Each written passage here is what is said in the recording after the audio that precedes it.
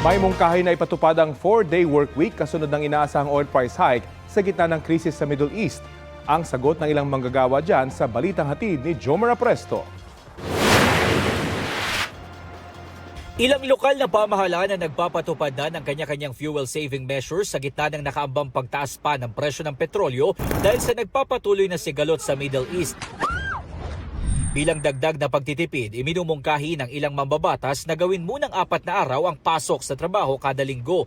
Kabilang sa mga nagsusulong nito sina Senador Sherwin Gatchalian at Parañaque 2nd District Representative Brian Yamsuan. Sabi ni Senador JVR Cito, kung ito ang rekomendasyon ng DOE, Department of Finance at Economic Managers ng pamahalaan, bakit hindi? Kung feasible yan, bakit hindi? No? Kailangan talaga tayo magtipid ngayon now with an impending oil crisis because of the situation that we're Middle East. Pero sa ilang manggagawang nakausap natin, hindi pabor sa panukala, lalo na yung mga no work, no pay. Tulad ng 39 years old na si Maxi na maagang bumiyahe mula Caloocan. Unang araw niya raw kasi sa trabaho bilang timekeeper sa isang construction site sa Baliwag, Bulacan.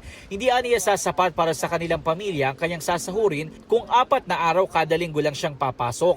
Hindi rin naman daw uubra sa linya ng kanyang trabaho kung mag-work from home siya. Pag 4 na araw lang po yung pasok na yan, mabibitin po yung budget ng mga mamayang Pilipino dito sa bansa natin. Ganyan din ang reaksyon ni Jose na isang security guard. Hindi ako papayag. Bakit po? Kasi mawawalan kami ng ng kita eh. 10 oras kada araw. 10 oras kada araw. Hindi rin ako papayag. Pagod daw. Ang call center agent naman na tulad ni Arlene, mas pabor kung ang ipatutupad daw ay work from home scheme sa halip na 4-day work week. Habang may gera pa po sa ibang bansa, so syempre po apektado yung transportasyon kasi magmamahal po yung gasolina. Mas okay po sa amin as a call center agent po yung work from home po na setup. Kasi po, yun po, hindi po kami maapektuhan masyado sa pamasahe po papunta pabalik. So mas makakatulong po yung work from home sa amin. Una nang sinabi ng Malacanang na maaaring pag-aralan ng Pangulo ang mungkahing 4-day work week.